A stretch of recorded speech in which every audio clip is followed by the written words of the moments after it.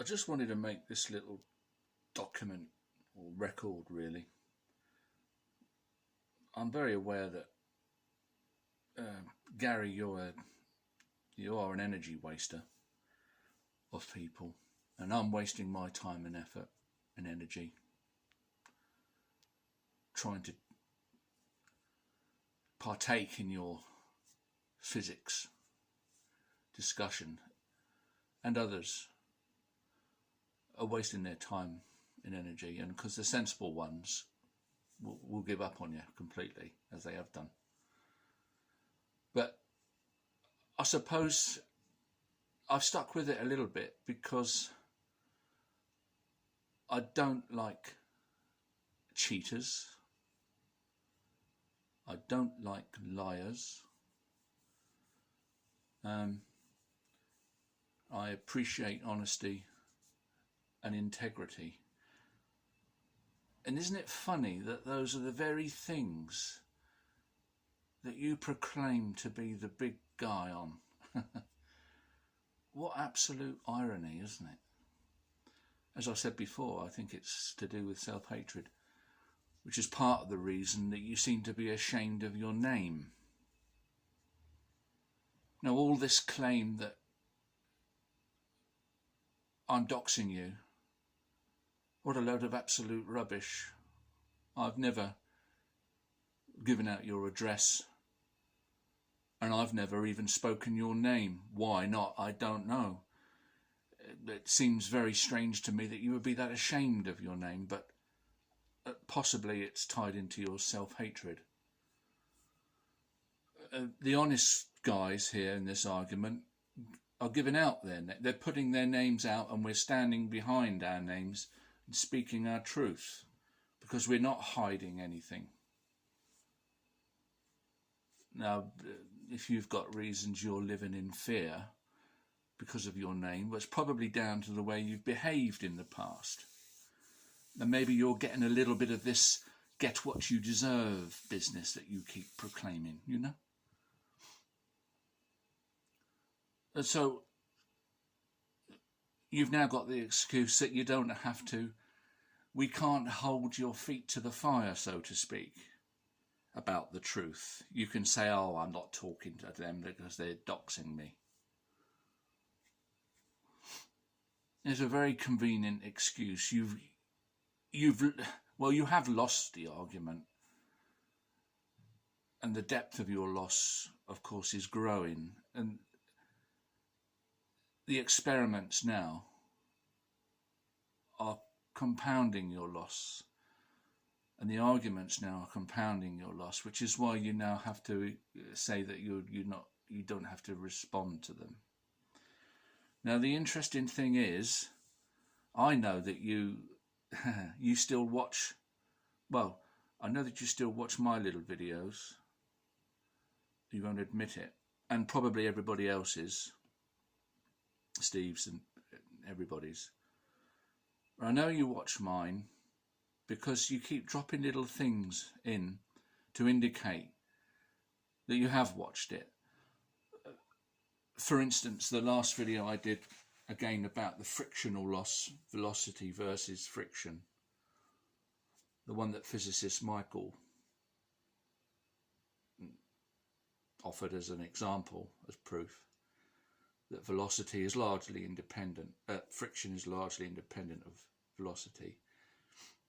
In your last little video, at the very end, you said something along the lines of, it's an absolute fact that the faster you go, the less you lose to friction.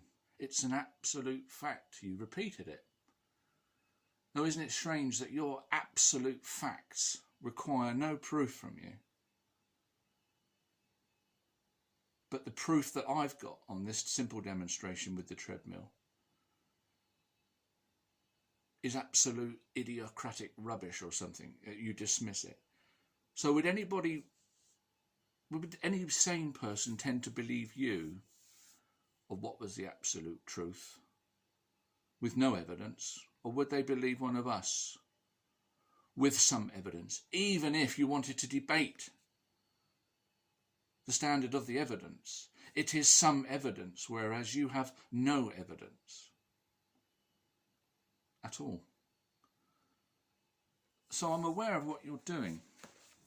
You're watching the videos and you're not responding to them directly because you've claimed some kind of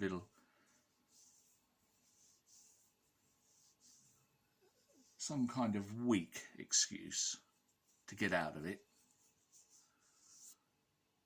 And then you're making reference to the video in your own. And the main point of this video is, again,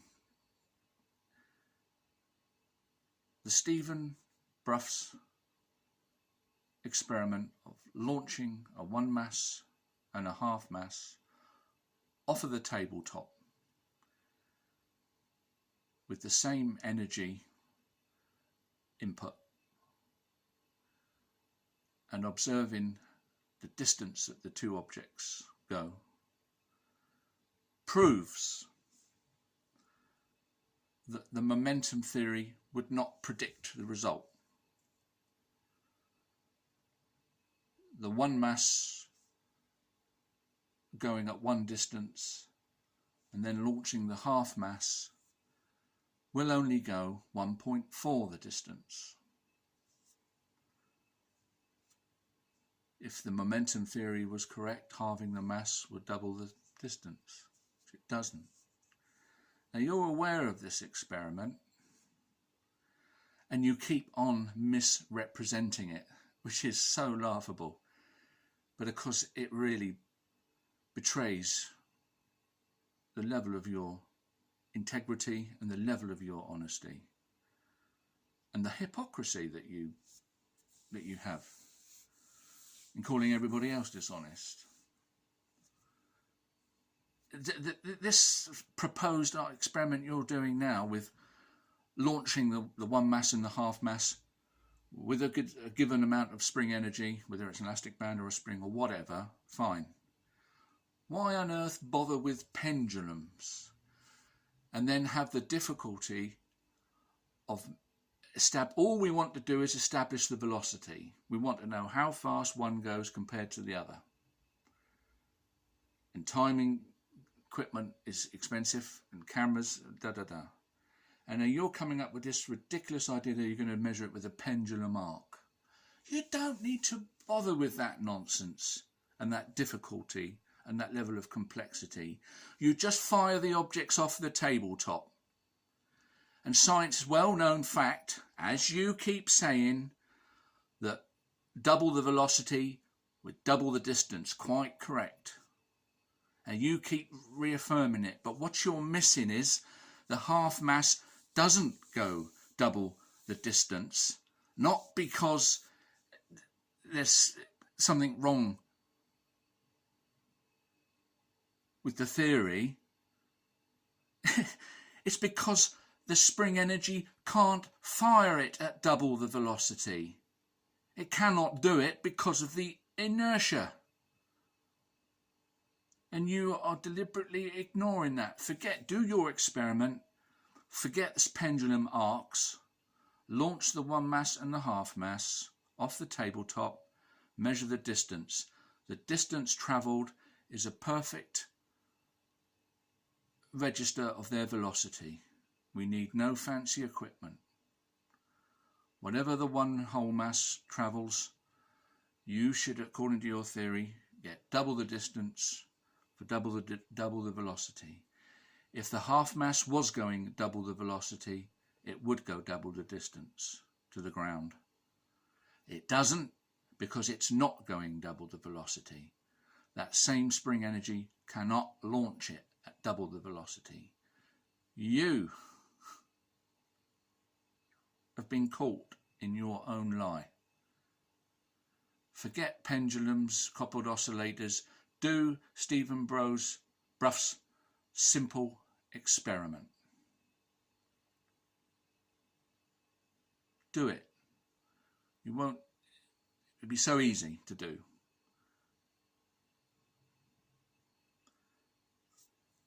But Of course you won't, because as you say, you are going to be the victor. You are going to be proven right.